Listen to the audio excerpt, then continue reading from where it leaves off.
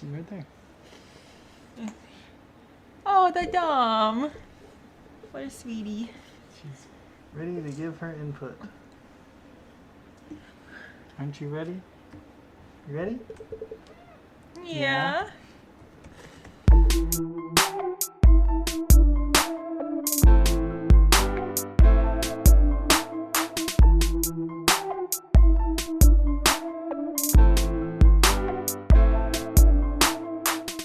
Hello, and welcome back to the Conspiracy Couple podcast. I'm Marissa. And I'm Ethan. And today we have another very interesting topic to discuss with you guys.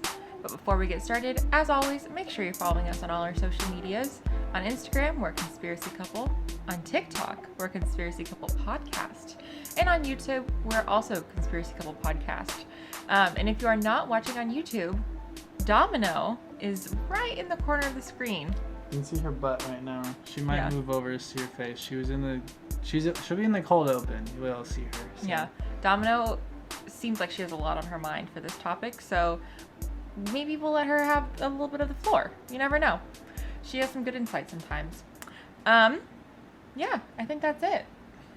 Any housekeeping updates? I know we have We have a new logo. a new logo. Yes.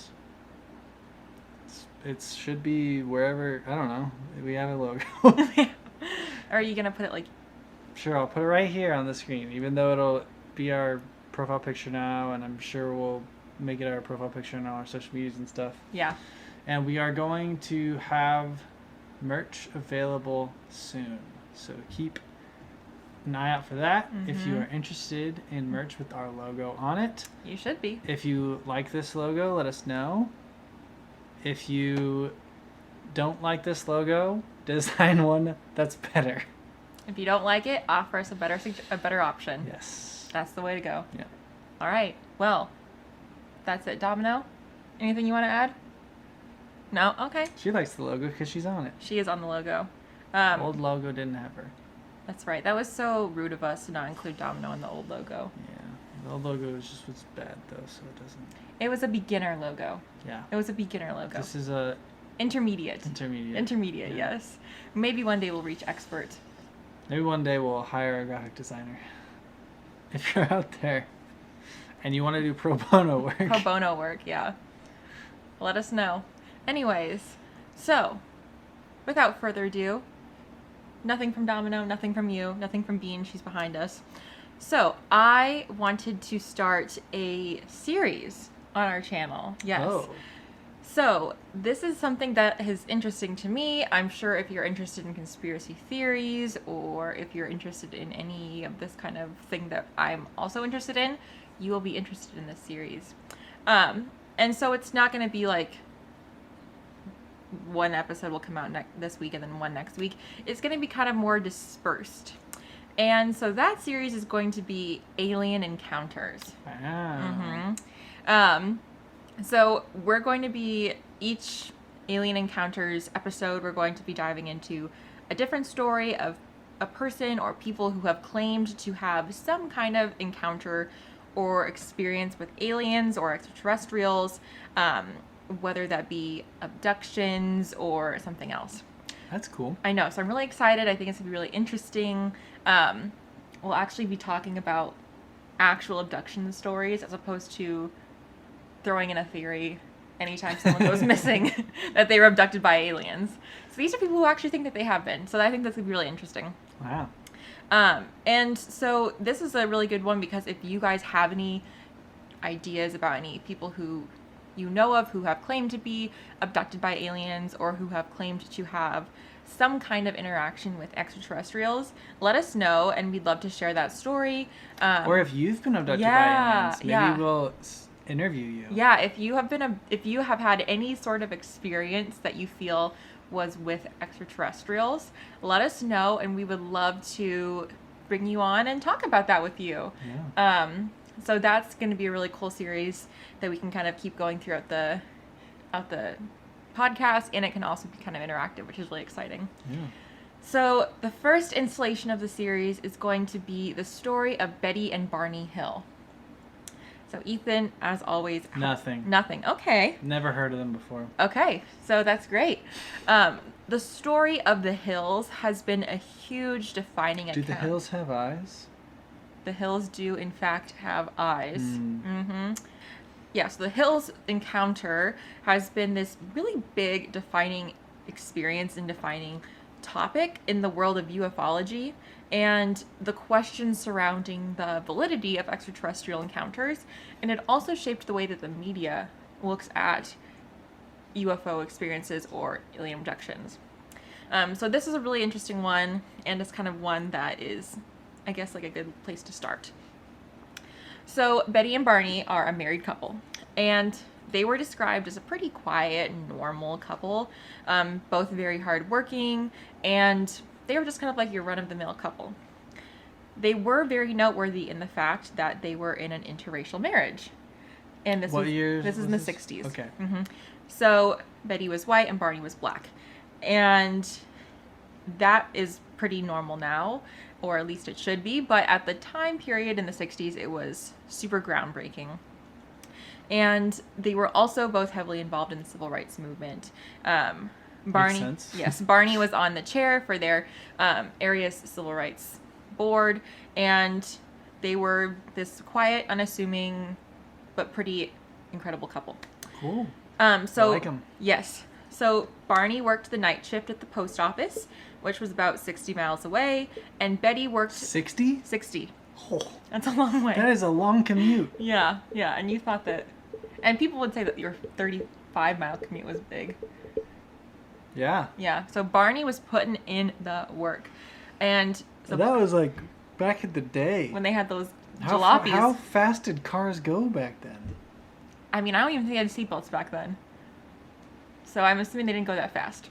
Well, just because they didn't have seatbelts doesn't mean they didn't go. That fast. meant they went faster. No, I'm just kidding. Anyways, It just means people weren't as safe. that's true. So Barney worked for the post office, and Betty worked for the state, and she handled child welfare cases. So that's a pretty high stress but very important job. And in their free time, they were heavily involved with their local church. It doesn't sound like they had a lot of free time, but in the free time that they had, they were involved with the church. And at the time of the encounter that we'll be discussing, the couple had been married for 16 months. Oh, And they had not had the chance to have their honeymoon until this point. dang. So Barney decided that it would be fun to just have a spontaneous trip for their honeymoon. So they left their home. They lived in Portsmouth, New Hampshire, and headed up north with the plan of driving through Montreal, Canada, and driving through Niagara Falls before going back home. I'd like to see Niagara Falls. I would too. Yeah. Conspiracy couple tour. Niagara Would you Falls. like a spontaneous trip? No. Depends on how spontaneous and depends on where we're going. What if I came to you and said, pack your bags, we're going on a trip? I want to know where we were going. And for how long? A weekend. What if I said, we're going on a weekend trip, pack your bags?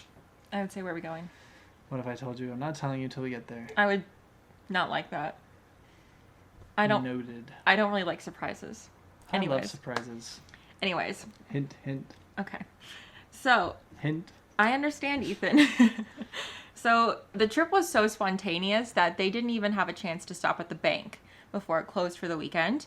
And when they left, they had $70 in cash only for the whole weekend. In the 60s, I feel like that's still a decent amount, though. I don't know. Maybe. See, here's the thing. This kind of spontaneity where the bank is closed and you can't even go to the bank, that would give me anxiety. Yeah, the thing is, though, we live in a world with debit cards and bank That's apps true. and credit cards. That's and- true. Yeah. So their trip was only going to be 3 days long. So it wasn't a very long trip. And the date of the last night of their trip was September 19th, 1961. And so what they were going to do is they were going to stop at a small diner in Vermont for some caffeine so they could drive through the night with the hope of beating a hurricane that was on its way. So there was a hurricane warning that was coming in the area, and so they were trying to get away from the area and get back home. Gotcha. So Barney figured that if they left at 10 o'clock from the diner, this is 10 p.m., they left the diner at 10 p.m., they would probably get back to their house sometime between 2 o'clock and 3 o'clock in the morning. So it's only like a 4 or 5 hour drive, which is very doable. Yeah. So and he's used to being up in the night because he works the night shift. Right. So they go to the diner, they have their coffee, and they leave the diner. So as they're driving, they notice some strange lights in the sky, and they notice that these lights kind of seem to be following them. So they also noticed that the lights seemed to grow brighter and larger as they got closer to them. That's kind of how lights work. Right. No, the lights were coming closer to them. Yeah. And as they got closer, they got brighter and larger. Yeah, that's how lights work. That's okay. We're going to keep going. So they're the only car on the road, and Betty's kind of getting a little freaked out about that. Barney's not? So Barney was really into airplanes. Barney was super into planes. He was into studying planes. He was into watching planes. And he had a lot of... Sounds boring. I feel like that would be interesting in that time period. Planes? Because, like, planes were so new still. Like, for us, like, a plane is a plane is a plane. But then I think about people who, like, were in the aviation program at our college, and they would just go watch planes. Still sounds boring. And in the Colleen Hoover book, Ugly Love, Miles would just go and watch planes. And... I'm not interested. Anyways, so he had a lot of knowledge about airplanes, and he also was a World War II veteran. So he had experience with the mechanics of that kind of stuff. So I'm liking Barney more and more. So he's like, okay, well, Betty's a little bit nervous, but as the good husband he is, he tries to reassure her that she doesn't need to worry, that it's just a satellite, and that it'll be fine. So the road that they were driving down was on a mountain road, and it was a really windy road, and it was near the town of Lancaster, New Hampshire. So they're almost home. They are... Because they were from New Hampshire, right? Yes. So they're close. So they're in the same state. Yeah. So the two of them started to get even more freaked out when they noticed that the light was continuing to follow them. And it looked like the light was moving around trees, and it was moving around the moon, and it was kind of disappearing for a few seconds and then reappearing and kind of going in and out of the trees. And they tried to think, okay, well, it's just probably an optical illusion. It's just lights playing tricks on our mind. It's no big deal. So eventually, the curiosity was too much to handle. And they pulled off the road, pulled out some binoculars, and looked up at the light. Betty saw the lights were coming from some kind of object that was spinning around in the sky. And she apparently told her husband that if he thought it was a star or a satellite, he was being ridiculous. So she looks out, she sees that there's this object spinning around them and the lights are coming from there. And she's like, yeah, Barney, that's definitely not a satellite. So the two of them are standing there looking at this supposed satellite, or what they're hoping is a satellite. And they both realize that it's not behaving at all the way a satellite should behave. And it was flying around in a circle, it was flying back, and then it would come back toward them. So the movements were very erratic. And both of them knew, this is not normal satellite behavior. So Barney was described as being very rational, and he was also very intelligent. A book written about their encounter noted that his IQ was 140. So he's a pretty intelligent guy. And he was not someone that would typically believe in UFOs or aliens or anything like that. But rationally, he knew that this wasn't like anything he'd ever seen before. So he knows in his head, this does not look like anything that I can explain away. But he doesn't want to go into it's something different. And he also didn't want to tell Betty and scare her. And so his whole thing is he's trying to protect her from getting scared. And even though on the inside he's starting to get scared himself. And in his head, he was still trying to come up with different explanations as to what it could be. And he was trying to still kind of keep Betty calm. So he told Betty that it was probably a passenger plane. But he felt this feeling like there were passengers in the plane, whatever it was, and they were staring at him. They were watching him. And so he got very uncomfortable when he came to this realization that he felt like someone was watching them. So he gets back in the car and they drive away. So by the time they had driven about 70 miles away from the diner, they looked up and saw that the object was hovering in the trees about 100 feet above them, which seems like a lot of feet, but when you're thinking about an airplane, Right. 100 feet is pretty close. So Betty told Barney that she felt like it was getting closer to them and that she felt like it was stalking them. So Barney stopped the car, he grabbed the gun that he kept in the car, and he rushed out into a field alone to see what he could find. Don't know why he did this. It's like the number one don't do. It seems very much like, I want to protect my wife. Like, I want to find out my wife is scared. I wouldn't get out of the car if I'm trying to protect my wife. I don't know. I don't know. We've never also been in a situation where we felt like... I feel like you're more safe in the car, though, anywhere else. We're going to get there. So, he rushes out into the field to see what he can find. And they're terrified at this point. They're still the only car on the highway. And at this point, the object had been following them for about 30 miles. So, what he found terrified him. He saw that the object was about the size of a plane, but was flat and round like a pancake, and that it had landed in a nearby clearing in the field. And this saucer also had rows of windows on it. And he claimed to be able to see rows and rows of gray beings standing and looking at him through the windows. The gray men. So when he tried to grab his pistol and lift it towards the object, he found that he couldn't move his hand. Feeling a voice telling him not to put down his binoculars and not to grab the gun. So he hears this voice in his head telling him not to pick up the gun. Why not put down the binoculars, though? I don't know. I think he was looking through the binoculars at it. Right, but why would they tell him don't put down your binoculars? I don't know. I think it was like if he put down the binoculars and he'd pick up the gun. I don't know, Ethan. You're hovering on this one particular point. I'm asking a question. I don't know why, and unfortunately, Barney and Betty have both since passed, so we can't ask. You could have just said, I don't know. I don't know, Ethan. I'm moving on. So after this, of course, he feels this overwhelming sense of fear. He's terrified, and in his heart, he just knew that they were about to be taken captive by whoever was in the saucer. So he runs back to the car, and Betty is still sitting in the car.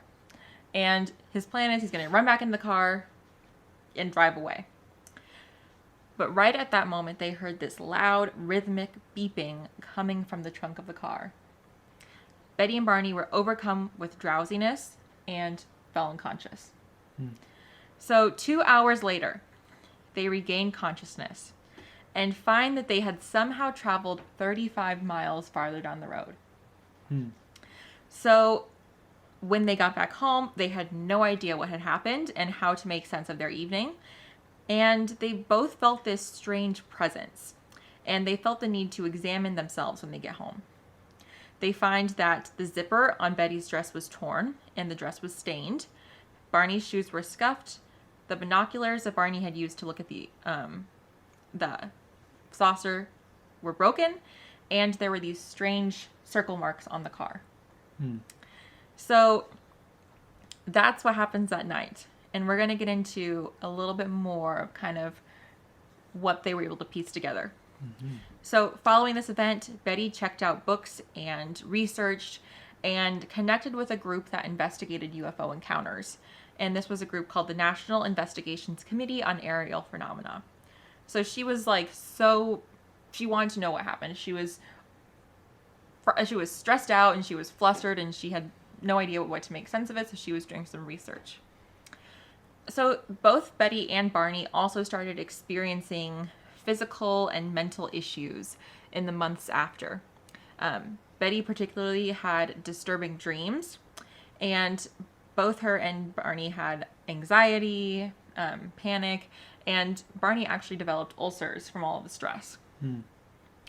So Barney said that he felt like someone who saw something that he didn't want to remember, and he began regularly searching his body to see if he could find any clues about what had happened. he described it as feeling like there was a block in his memory that was just preventing him from accessing what had happened. So they decide they need to get some help. So they begin seeing a psychiatrist and neurologist who was known to practice hypnosis.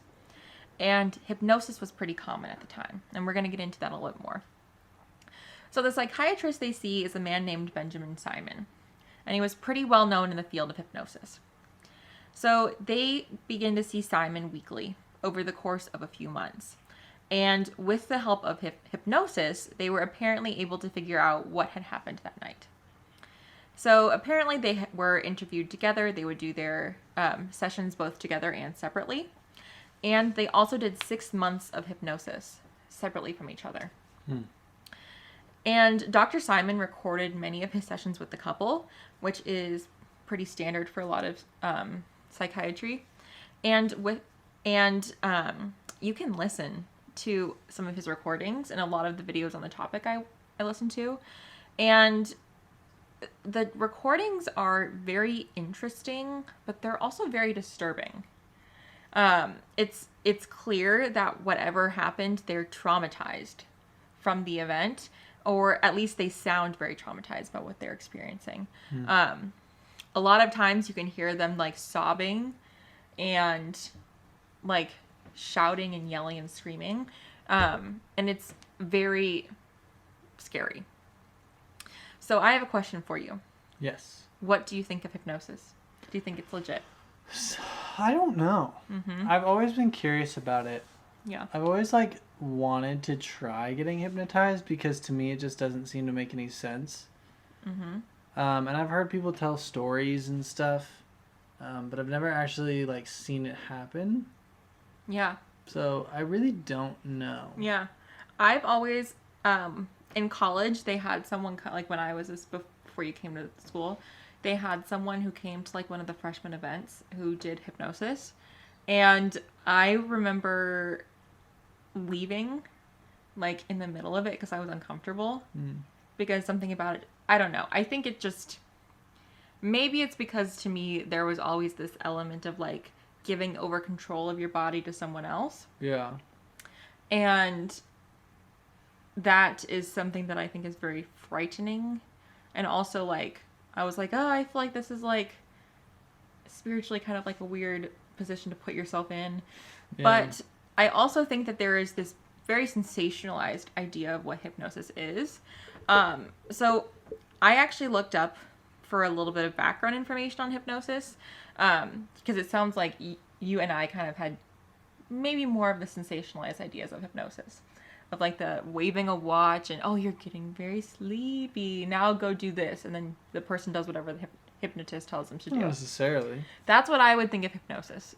Is like you put someone into this. That's the media portrayal. That is a media portrayal. And I think that's all I had was people who would get paid money to do hypnosis. And the hypnotist that came to school, like the college, was definitely one of like the showmen. Like he would be like, okay, now go jump up on your legs, or like go jump on one leg, or go like squawk like a chicken. That kind of stuff to me, I always felt like the people that he was hypnotizing just did it for, like, you know, the show.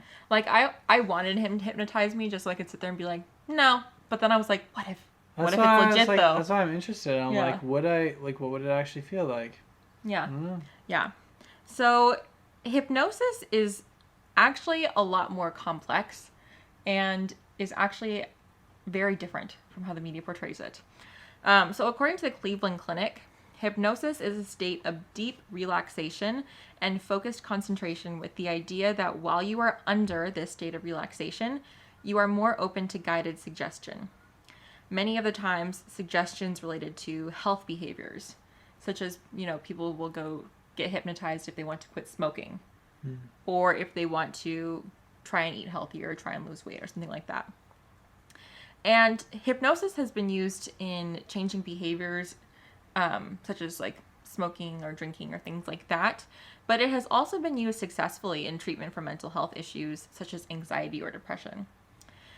And the idea is you have a trained and licensed hypnotist, or a hypnotherapist is what they call them, who guides you through these different exercises to really focus on, you know, concentrating on different things and different behaviors and kind of working through them. So, of course, there are skeptics. And while there are skeptics, there is some research that backs up the idea that hypnosis can help improve or restore lost memories. So I think we hear people who are like, oh, I lost memories, or I can't remember this thing. So the idea is that hypnosis, I read this whole article on Psychology Today about it, but I was like, I don't really know what's going on. But the idea is that different memories are stored in different places in our brain. So short-term memories are stored in one place. Long-term memories are stored in another place. And memories are stored in things that are going to be associated with the memory. So sometimes if we lose a memory, the idea is that hypnosis will get us into that state of heightened concentration, and it enhances the mechanisms in our brain to retrieve and bring back those memories that we have stored somewhere, but we can't recall where they are. And sometimes it takes, we think of like repressed memories or things that come back with therapy. And I think that it can be true that when things are very difficult or painful, we can push them to a place in our mind where we aren't going to access them unless we're concentrated on getting to that place. And so that's kind of the idea of hypnosis, is you're getting into this state of suggestibility, but it's not suggestibility where you're going to be, well, if it's a good practitioner, they're not going to be suggesting things like, Right. go jump off a building or something. It's more like, tell me about this incident. Right. Or tell me about what happened when you were, how you felt when this happened. So it's kind of a different type of therapy. And there are a lot of people who don't believe in hypnosis. And there are others who do believe in it, but think it's like mind control or brainwashing.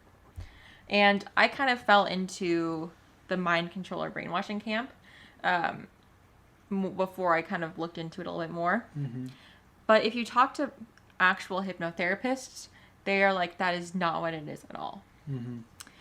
So, Betty and Barney are going through hypnotherapy to try and figure out what happened to them. And like I said, hypnotherapy was very popular in the 60s. Their stories are pretty similar, but there are some details that are slightly different.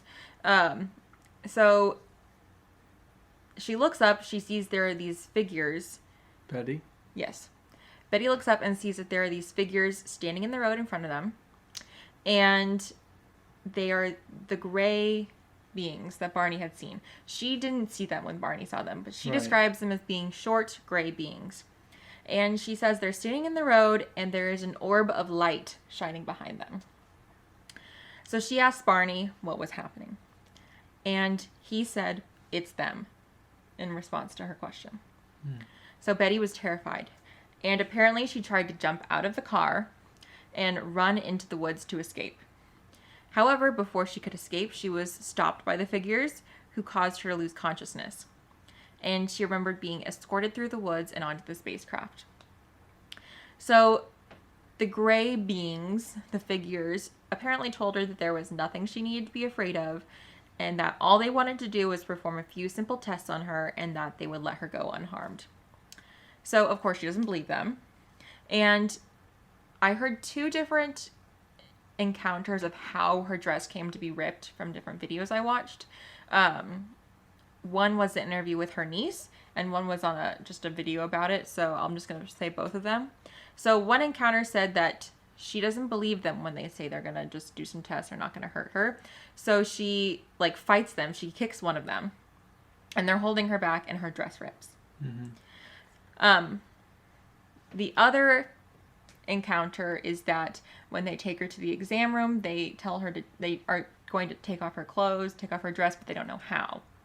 They don't know how to use the zipper. And so they rip the dress. So they are able to subdue her, and they take her into one of the exam rooms. And she said that she watched them carry Barney into the room next to her. Which, I mean, that is so scary. Just even that. Not knowing where you're going, being carried by these strange things into a strange room, and you're kind of in and out of consciousness. And then you see your husband being carried off into another direction and you don't know where he's going either. I mean, like... I don't feel like it adds to the scariness. I feel like it's just as scary. I feel like I would be like... I think there's something about being with your spouse, if you have a good relationship, that's like, oh, they're my safe place. And the idea of being separated kind of is a little scary. I don't think there's any such thing as a safe place in this situation. That's true. But, like, emotionally, it's nice if you're like... Like, if we were in this situation, I would feel better. Very marginally. I was gonna say, that's my point. Is I feel like the difference is negligible. The difference is negligible, but it's there. So, she's in the exam room. And while in the exam room, she encounters someone that she referred to as the examiner. And he was going to remove her dress for the exam. So, in some instances, I saw that he told her to remove the dress, and she did. And then in the other story, I heard that they tried to take it off but didn't know how. So, they were both being examined on a short metal table in a small exam room. Their clothes were removed, hair and skin samples were taken off of their bodies, and nail clippings were taken. They were also probed with needles connected to long wires. And something that Betty distinctly remembered and was probably the most horrific experience for her was they did some sort of a pregnancy test on her. And so when we think of a pregnancy test, we think, okay, you pee in a cup. Right.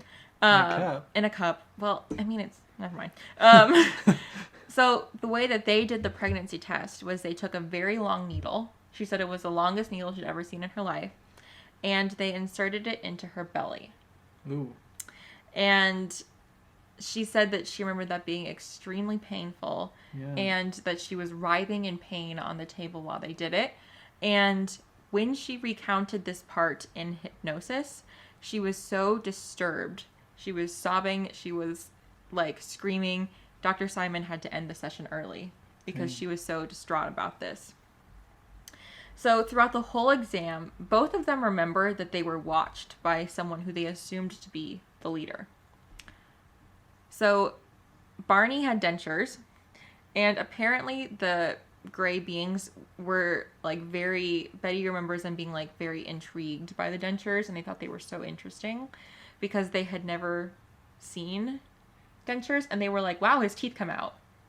And so she said that she remembered explaining to them that they were dentures. Which is interesting because it sounds like there's these like two parts. There's the horror and then there's also them laughing about dentures. Like the creatures. So at one point, Betty was left alone with the leader and she asked where they had flown from. And she told them that she didn't have a huge understanding of the universe. And the leader laughed and said, if you don't know where you are, there wouldn't be any point in telling you where I am. Dang. Bars. I was like, okay. So Betty reported that the beings were speaking to her in English, but that their mouths didn't move when they spoke. That it was almost like she was hearing it in her mind. Yeah. And Barney said that he heard them speaking, but he heard them speaking in some sort of a jumbled language that he didn't understand.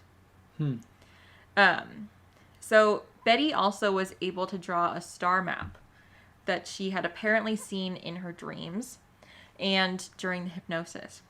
And the maps formed a triangle, and she said that she had seen this map in the spaceship and that she believed it to be a trade route to show where the beings had been traveling throughout the universe. So the star map was later analyzed, and there has been a big debate over whether the star map accurately represents the Zeta Reticuli star system. So some people have analyzed it, some astronomers have analyzed it and said that it's a completely accurate representation, while some people say it's not. Well, it can only be one. That's right. So it's either it is or it isn't. Which one is it? I don't know. I don't know anything about astronomy. However, to those who believe that it is an accurate representation, say that this is a huge piece of evidence pointing towards the validity of their abduction, because Betty wouldn't have been able to draw it unless she had seen it, as this star system had not been discovered at this point. Yeah. So, as I said, they're traumatized while they're recounting it. They're sobbing, Betty is screaming, and they were very traumatized by the encounter. So, the couple didn't really have an interest in discussing the events. Mm-hmm. It seemed like they were very private about it. They only wanted to talk to their therapist or people in their church or their friends, and they weren't really looking to get any publicity from the event. They just kind of wanted to keep it to themselves. However, in 1965, so this is 4 years later, their story gets picked up by a newspaper, and it became big. And later, it was even turned into a book and a movie. What's it called? I can't remember. So, they don't really... I think, like, if they wanted publicity, they would have shared it sooner. Yeah. But they don't share it. It doesn't come out until, like, 4 years later. So, not only is that story, like, shocking, but it was super, super, super influential in the way that people viewed extraterrestrials. So prior to this, there were UFO stories. There were alien stories. But people would largely kind of view aliens as more friendly versus scary. And some of the features they shared in their account, such as having something of a medical exam and having the sensation of lost time, started to become more common in stories that came after. Mm-hmm. And this also shaped the way that the media portrayed alien encounters, as well as alien abductions. Yeah, I was gonna say, it sounds like a pretty, like, typical one. Mm-hmm. So I was, like, wondering about, like, oh, was this, like, one of the first ones that mentioned, like, the grays, I would see is super common, and then, like, the speaking without moving your mouth, Yeah. and then the examinations and stuff like that. Yeah. So this was one of the first encounters that depicted those items. And the media also picked it up. Obviously, they had a book and they had a movie, but shows continue to use their encounter as inspiration. The X-Files has an episode that references it and uses it as inspiration. I feel like the X-Files has an episode on every conspiracy theory. Well, especially if it has to do with aliens. Bring back the X-Files. Anyways. I don't think they need to. That show's really old.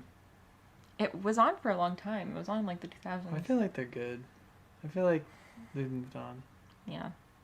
Anyways. It's still a good show to watch. It was a good show to watch. So polls also, this also shaped like the general population's ideas on aliens.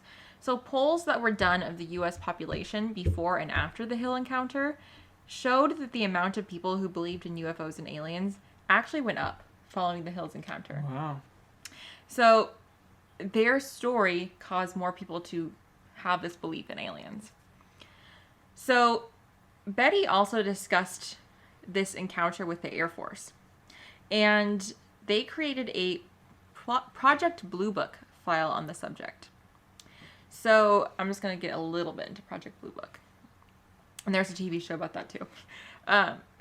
Project Blue Book was an Air Force program that was established to investigate alleged UFO encounters.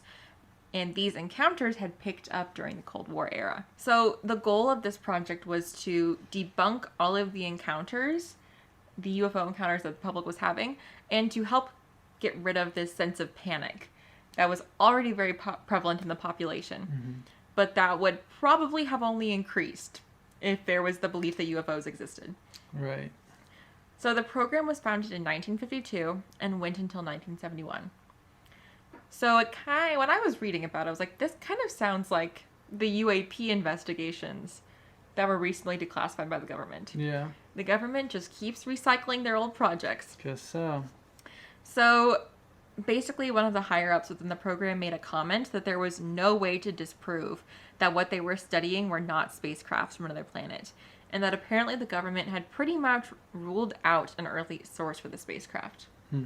So over the years, the program investigated between 1,000 and 2,000 reports, with most of them being explained away. The problem they had was that small percentage that were not able to be explained away.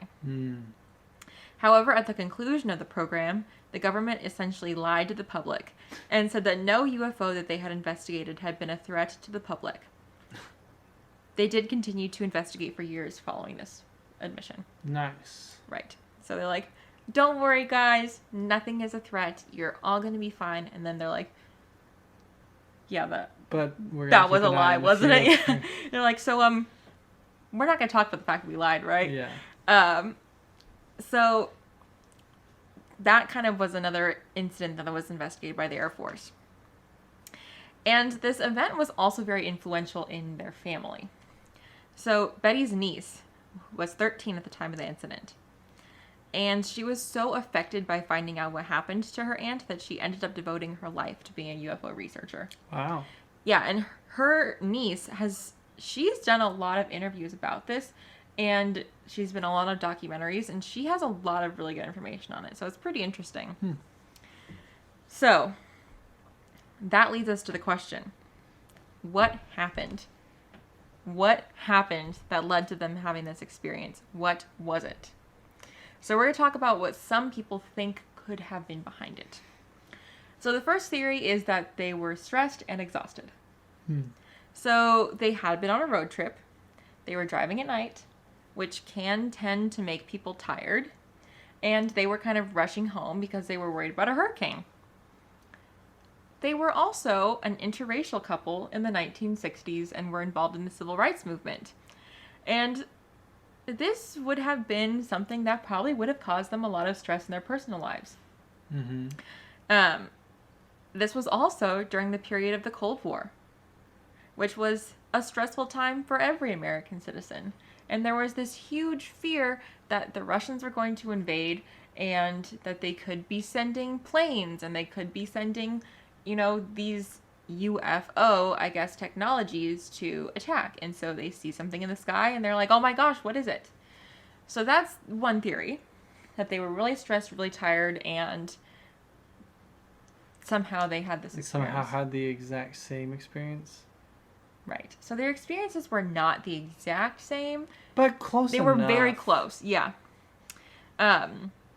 Another theory is that they didn't see a spacecraft, but instead they saw the planet Jupiter, another planet, or a star.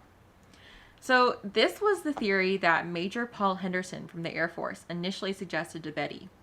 So Betty called 2 days after the incident to report what had happened, which, very responsible citizen of Betty.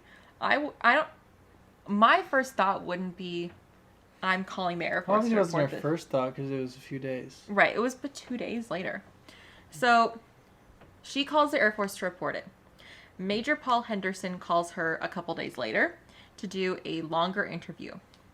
And he suggested that they had probably misidentified Jupiter. So apparently when Betty initially called the Air Force to report it, she withheld some of the details from them because she was scared of being labeled crazy. Makes sense. Which, yeah, that does make sense. I would be scared of telling the Air Force everything too if I'm worried that they're going to call me crazy. So that's the theory that the Air Force suggested to them. Another theory is that it was a dream, that one of them had this dream and that the other absorbed the story as a real event. So this was the theory of Dr. Simon, the psychiatrist who treated them. And he believed that the whole story was the product of Betty's dreams. She had been having these really vivid dreams for a couple days, for days and days and days, for months. And so the idea was that maybe she had these dreams, she told them to Barney, and Barney was absorbing the details. What does that mean, though? I don't know. I think it's kind of along the same lines of shared psychosis, which could fall under the stress and exhaustion. It could fall under the absorbing dreams. Here's the thing. I have a lot of very vivid dreams. Would you say that I have a lot of very vivid dreams? Sure. Okay, so I have shared many of my very vivid dreams with you. Yep. Never once have you ever said, oh my gosh, Marissa, I think that actually happened. I don't even remember most of them. Right. Right. The last very vivid dream I have is when I was working as Andy Black's manager and we were shopping in Macy's. And he left because I was taking too long in the fitting room. I think that actually might have happened, though. Right. No, I'm just kidding. But, like, I shared that with you in detail, and you were just like, yeah, that was weird.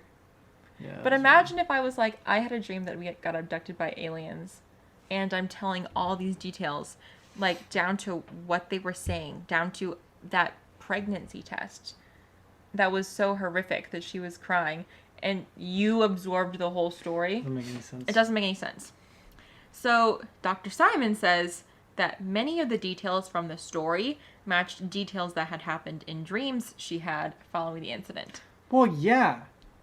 Yeah. Often when you have a traumatic experience, you'll have details pop up in dreams afterwards because it's on your mind. Yeah, and the idea of, like, repressed memories, there is a lot of, like, I guess, questions about dreams and what they mean, like, if they hold, like, these memories that, like, we can't access, because I've heard that you never dream about someone that you've never seen in real life.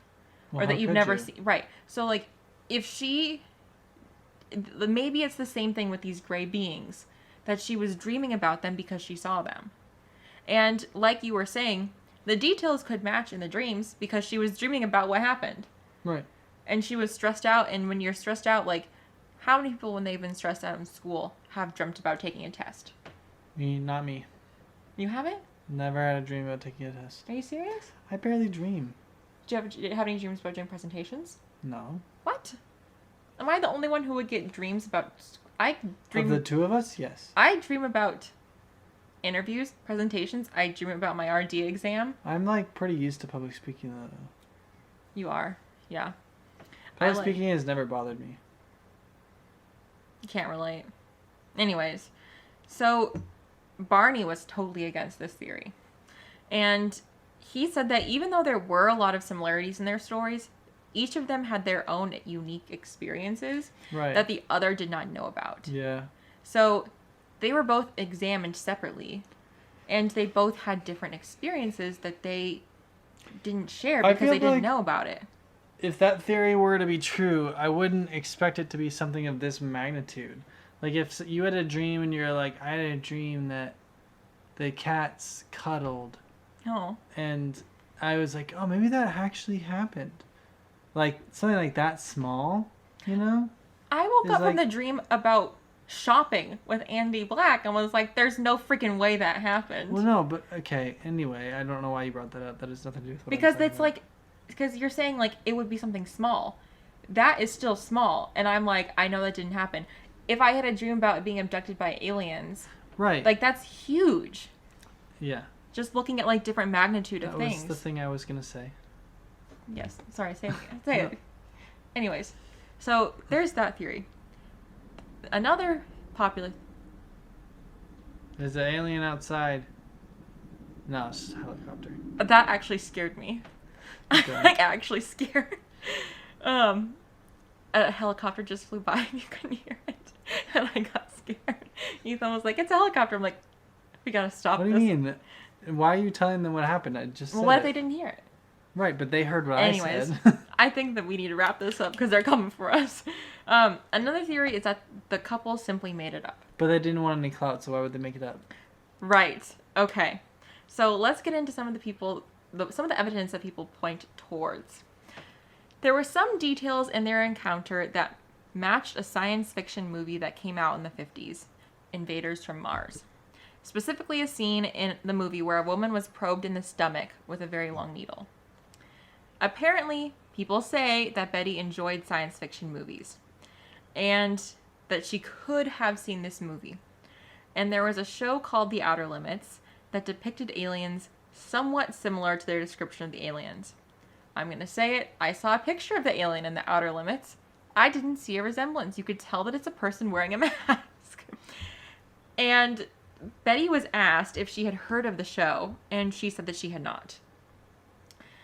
So this is kind of hinged on the premise that there are some things that are similar and that Betty apparently liked sci-fi movies, which I think is kind of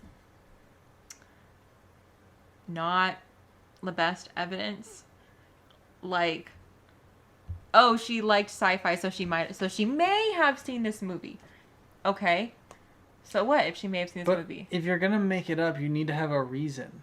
Right. Like, there's especially as something like aliens, like people are gonna think you're crazy. So like you're gonna sell it, or you're gonna like talk about it, or you all this stuff, which none of which they did. So it doesn't make any sense that they would have made it up. Right. Like why make it up if you're not going to profit from it? Right. And I mean, I kind of follow along with a lot of other people who think that if they would have just made this up, or they probably felt like they actually would have not gained anything, but actually lost a lot by sharing they're this. Prominent people. Yeah, so they're heavily involved in the civil rights movement. Right. They're already, I guess, kind of a spectacle in that time period because they're in an interracial marriage. So why draw more attention to yourself in a world that already kind of is not built for you? Right. Like, do you think that when they're walking out in public together, people aren't staring at them? Right. This just adds to it. Right. It adds another and now layer. do they really want to walk out in public together? Yeah. And be stared at for being crazy? No, it makes no sense for them to bring it up. Right. And Barney was on the civil rights board in their area. Yeah. And so if he made up a story saying that him and his wife were abducted by aliens, do you think that people would have taken him and his future work seriously? I don't buy that at all. So they didn't gain anything from it. Right. So he comes out and he says, I was abducted by aliens. He makes the whole thing up. Do you think that when he's, advocating for civil rights, people are going to be like, I take this guy seriously. Right, exactly. And you'd be like, oh, that's the guy that was talking about aliens. I don't think we should listen to him. He's obviously kooky. Right. The final theory is that they were actually abducted. Yeah. Yeah. So even though they were met with a lot of skepticism, a lot of mockery, they never wavered on their story. And they never changed any of the details of what they said happened. And even though they were undergoing therapy and hypnosis separately, their stories were very similar to each other. All of the different experiences basically were the same, but then there were differences to account for their different experiences. Also, if we take into account the possibility of the star map that Betty was able to draw, that's another huge point of evidence. And truthfully, it sounds like the experience was so difficult for, like, if you listen to the audio tapes, like, maybe I'm just, like, sappy. But when I was listening, I was like, this is not someone who made this up. This is someone who is deeply, deeply traumatized and, like, is not wanting to recount and relive what happened, but feels like she needs to know what happened. Like, it was obviously something that was difficult for them. And I mean, if you look at pictures of them, they look like totally normal people. And I'm like, I don't think that they would have made it up. They didn't want the clout. They didn't even really get anything from it, except for people thinking that they made it up. And so it's, I don't know. I think that, well, I'll wait to share what I think until I ask Ethan. As always, as we kind of conclude, what do you think of this? What do you think happened? Okay. I am a known. I think I've made it very clear that I don't really believe in aliens. Yeah, I think that we could say that. I think I've said that. I mean, I'm an alien skeptic for sure. I think that you may have mentioned it a time or two. Yeah. None of the theories make sense except for the alien abduction to me. Like, I don't think they made it up. The dream thing, I don't buy. I don't think like they shared saw psychosis. No. I don't want to say that I think it was an alien abduction because I am just very skeptical about that. But I'm just like, I don't buy any of the other reasons. You're stumped. I am as close to saying that I believe that they were abducted by aliens as I could possibly get, I think. Did you guys hear that? Alien Encounters #1. And Ethan is saying that he's close. I'm not willing to say that I believe it, but I'm not believing any of the other options. So there's that. You just heard history being made, you guys. I hope you realized that you just witnessed history being made. Ethan, the biggest alien skeptic Probably not the biggest. In this podcast. I was going to say true. the biggest alien skeptic that I know, but you're not. But you are the resident skeptic and the biggest skeptic on this podcast. It's my job to be the skeptic. You're thinking that maybe the evidence is... It's sounding like it's possible. That's all I'll say. It sounds possible. Before I share my thoughts, I need y'all to Oh my just gosh. let me know in the comments what you think of this incredible turn of events. I know this has been an exciting experience for me to hear you say that. I am thrilled on this Thursday night at 9:45 Oh p.m. my gosh. What? that you may be less of a skeptic. Anyways, my thoughts. Let's get into my thoughts Go now. ahead, yeah. Let me gather myself. You obviously believe they were abducted. Okay. Like, if I think that they might have Yeah. been, you obviously Okay, do. yeah, I don't think that they made it up. I think that, like, I personally, like, I was watching this Buzzfeed Unsolved video. It's going to be in the show notes. I was annoyed by it, so I don't know if I recommend it. But, like, I think, honestly, like, the insinuation that they made it up for some reason, like, because they were bored, like, that's what the guy in the video said, was they were bored, they want to spice up their life. Their life was spicy already. Why not spice up your life in a fun way? Why, like, create trauma out of nowhere? I would say their life was pretty spicy already. It's true. Um, I don't think they led a boring life in the 60s being an interracial couple. Right. And also, Betty also works for CPS. So that's pretty, like, I don't Right. think that she needs Their any life more seems stress. pretty intense. Yeah. I think it's kind of insulting Yeah. to insinuate that they made it up. Yeah. Because, and maybe it's me being a sap, but when I listened to Betty in those interviews, I felt in my soul that she was truly traumatized about something that had happened to her, and that she was truly relaying an experience that was very difficult for her. I don't think the dream one makes sense. No. I think The I stress don't thing thi- is like maybe, and all but those why would they things- have the same? and all those things that are like, they saw something else. Okay, well, the whole experience does not just revolve around Right. them seeing something. Right. That's the least interesting part of the story. Right. If that was all that happened, then maybe. But that's not. They've experienced these abductions. So it's like, it's not just they saw something. Yeah. So to say they misidentified Jupiter. Okay, well, if you misidentified Jupiter, Jupiter's not going to come down, put you on a spaceship, and examine you medically. And like shared psychosis, maybe they were under a lot of stress and it manifested in this experience, but I do think that that it wouldn't be so similar. Right.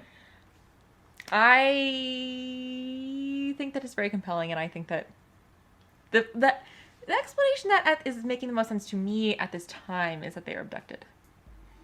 Shocking to no one, I'm sure. No.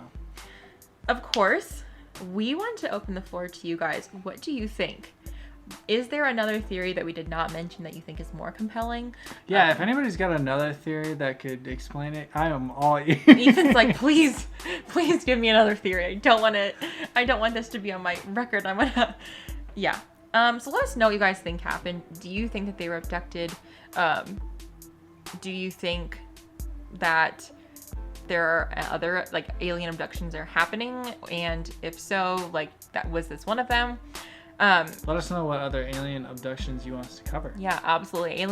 Any alien encounter doesn't have to just be an abduction, but those are very interesting. If you or someone you know, or if you know of a story in history about that, let us know in the comments or in a DM, because we think this is a super interesting topic, and this is going to be an interesting series. Episode number 1, and we might not have a skeptic anymore. Anyways, make sure you like this video if you're watching. Make sure that you subscribe on wherever you're listening or watching. Make sure you leave us a 5-star review, and make sure you share us with your friends. And let them make up their minds too. Who knows? Maybe you could turn a skeptic into a believer, just like I did. Anyways, I'm not a believer. we'll be back next week with another interesting topic for you guys. So we will see you then. Bye. Bye.